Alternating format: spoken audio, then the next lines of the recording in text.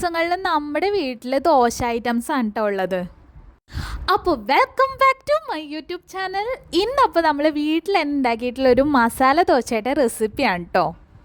അപ്പോൾ ആദ്യം നമ്മൾ മസാലക്കറി ഉണ്ടാക്കണതിൻ്റെ ഒരു കൂട്ടാണ് കേട്ടോ. സവാള, ക്യാരറ്റ്, പച്ചമുളക്, ഇഞ്ചി, വെളുത്തുള്ളി, വേപ്പില, അതുപോലെ പുഴുങ്ങി വെച്ച ഉരുളൻകിഴങ്ങ്. പിന്നെ ഉണ്ടല്ലോ, നമ്മൾ സവാള എടുക്കുമ്പോൾ ഒരിക്കലും ഉരുളൻകിഴങ്ങിനെക്കാട്ടും കൂടുതലാവാൻ പാടില്ല കേട്ടോ. അപ്പോൾ നമ്മൾ മസാല ഉണ്ടാക്കാനായിട്ട് സ്റ്റാർട്ട് ചെയ്യാം കേട്ടോ. അപ്പോൾ ആദ്യം നമുക്ക് വേണ്ടത് ഒരു ചീഞ്ചട്ടിയാണ്. അതിൽ നമ്മൾ വെളിച്ചെണ്ണ ചൂടായതിന് ശേഷം കടുക് പൊട്ടിക്കാം. കടുക് പൊട്ടിച്ചതിന് ശേഷം നമ്മുടെ ഇഞ്ചിയും വെളുത്തുള്ളിയും ഒന്ന് മൂപ്പിച്ചതിന് ശേഷം നമ്മുടെ സവാള ഇടാം. സവാള എടുക്കുമ്പോൾ ഞാൻ പറഞ്ഞത് മറക്കണ്ട, ഉരുളൻകിഴങ്ങിനെക്കാട്ടും കൂടുതൽ സവാള പാടില്ല. പിന്നെ നമ്മുടെ പച്ചമുളക് എടുക്കാം.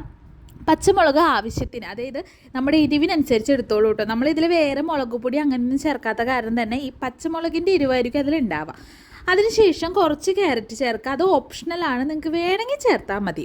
അപ്പോൾ ഞാനിവിടെ ക്യാരറ്റ് ചേർക്കുന്നുണ്ട്, ചിലർ ബീട്രൂട്ട് ചേർക്കാറുണ്ട്. അപ്പോൾ ഞാനിവിടെ ക്യാരറ്റാണ് ഇപ്പോൾ ചേർത്തിട്ടുള്ളത്. എന്നിട്ട് ഉപ്പിട്ട് നന്നായി അതൊന്ന് വഴറ്റി ഒരുവിധം വഴറ്റി കഴിയുമ്പോൾ നമ്മൾ എന്ത് ചേർക്കണം? മഞ്ഞൾപ്പൊടി ചേർക്കണം. ഇതിൽ പൊടികളായിട്ട് നമ്മൾ മഞ്ഞൾപ്പൊടി മാത്രമാണ് കേട്ടോ ചേർക്കുന്നത്. മഞ്ഞൾപ്പൊടിയുടെ ഒരു പച്ചമണം മാറണ വരെ നമ്മളിങ്ങനെ ഇളക്കിക്കൊണ്ടേയിരിക്കണം. ഒരുവിധം അത് സെറ്റായി എന്ന് നമുക്ക് തോന്നുകയാണെങ്കിൽ കുറച്ച് വേപ്പില ഇട്ടിട്ട് ഒന്ന് മിക്സ് ചെയ്തതിന് ശേഷം ചൂടുവെള്ളം ഒഴിക്കാം. ചൂടുവെള്ളം ഒഴിച്ചതിന് ശേഷം അതൊന്ന് തിളച്ച് വരുമ്പോൾ നമ്മുടെ മെയിനായിട്ടുള്ള ഐറ്റം എന്താ? ഉരുളൻകിഴങ്ങ്.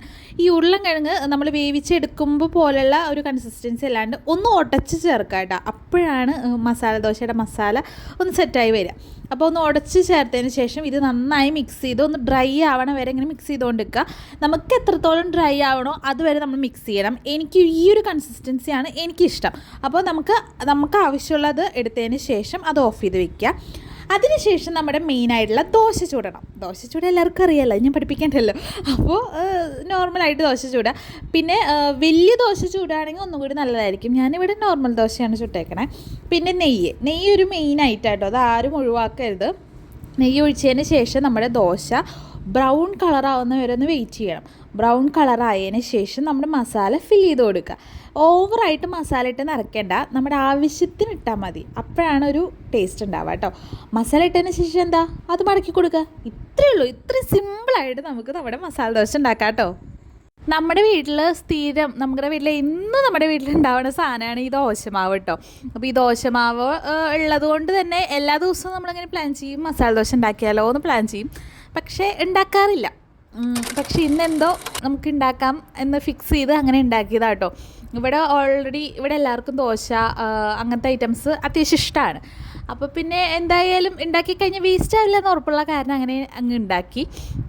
അപ്പോൾ എന്തായാലും ടേസ്റ്റൊക്കെ അത്യാവശ്യം നല്ലതായിരുന്നു. അങ്ങനെ ബോറായിട്ടൊന്നും എനിക്ക് തോന്നിയില്ല. വിജയിക്കും അത്യാവശ്യം ഇഷ്ടമായെന്ന് പറഞ്ഞു. അപ്പോൾ ഇതിൻ്റെ കൂടെ നമ്മളിവിടെ തക്കാളി ചട്നി ആട്ടോ ഉണ്ടാക്കിയിട്ടുള്ളത്.